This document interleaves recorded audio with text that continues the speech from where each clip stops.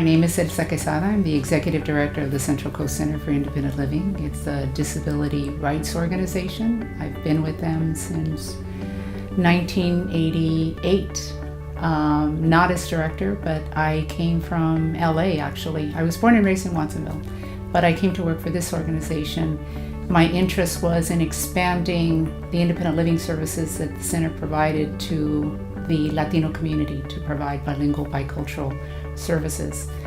So my organization the mission of the organization is really about the inclusion and the participation of people with disabilities of all walks of life, all ethnicities, to participate fully at whatever level they choose to live. My interest is, I'm a person with a disability. My husband has been totally disabled since the age of 31.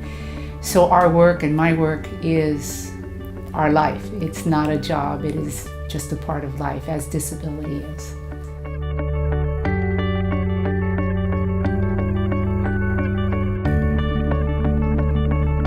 So I'll be speaking about the disability community, which is my community that, as I said, are people of all ages, children, all cross disability, and so forth. I think the major barrier continues to be the stigmas around disability. Continues to be, even though we have federal legislation that's been on the books since 1990, there continue to be a lot of discrimination in the area of employment and just participation in community life. I mean, when you look at our community, you don't see the full access that would allow people to really feel like they're members of the community. So we still have a long way to go for my community to feel like they're truly participating at an equal level.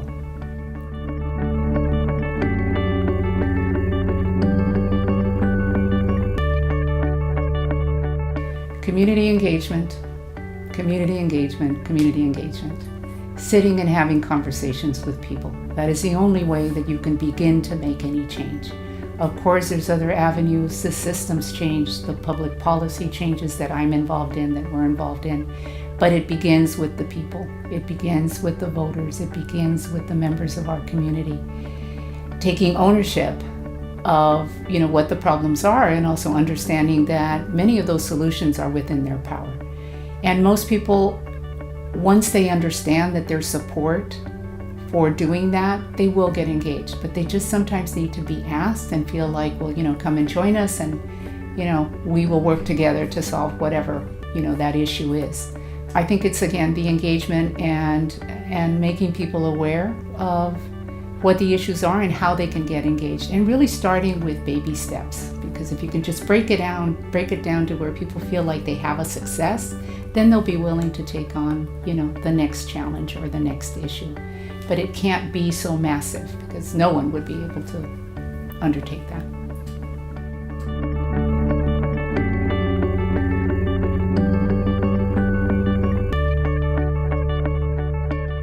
The difficulty in public policy, difficulty in monitoring the laws and the regulations that are on the books, because they're always, people are going after weakening them. The ADA, when it was originally in place, was a little bit stronger, and every year we have to battle. We have to battle with Congress and to try to protect it, and all the other titles that come under the ADA, such as employment and public transportation and housing. It's challenging. It's like, you're doing direct services and on the ground work, but at the same time, you have to have your eye on the public policy piece, because if you turn away before you know it, that piece of legislation, it is now gone, or it has been watered down.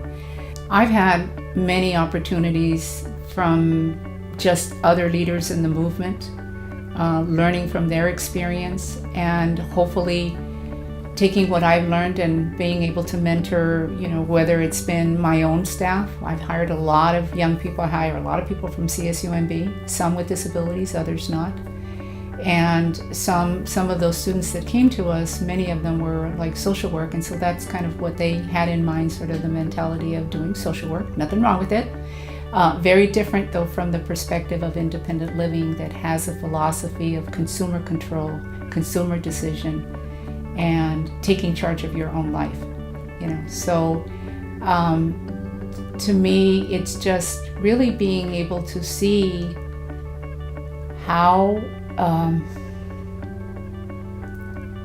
what a difference that you can make, if you are a part of a movement, that and how you can bring in others into that movement and give them the support and then watch them grow. Many of the young people that I've brought, many of them young people with disabilities, never really identified as having the disability, and now they have found their pride. They have found disability pride. They have found that, okay, I don't have to hide, or it's not such a bad thing, to have a disability. In fact, here you get points working for Cecil, and so that's really wonderful to see, because they have found their identity and they have found their pride.